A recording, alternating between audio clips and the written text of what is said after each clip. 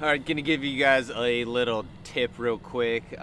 Yesterday, while I was on the water, started doing a little bit of sight fishing and realized that I wanted to actually make my raptors quieter than they already are. They're already nearly silent, but a really cool thing that you can do is you can actually go into the Raptor app once you pair your raptors to your phone. So you hit the pair button on your raptors, pull the Bluetooth up on your phone, pair it. We've got ours already paired here, so you open up the Raptor app, and then up here you hit this little menu bar and you go to speed settings, and then you can actually manually adjust the speeds for each setting, right? Low, medium, and high. So we went all the way down to 1 for the low speed. So now when I hit that, leave my Raptor app open. When we hit that, they'll still go up at the same speed on the low setting.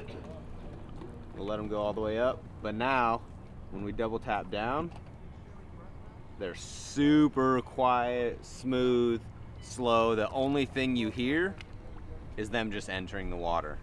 So we're a lot more silent, still secure, still got active anchoring on. We're just that much stealthier.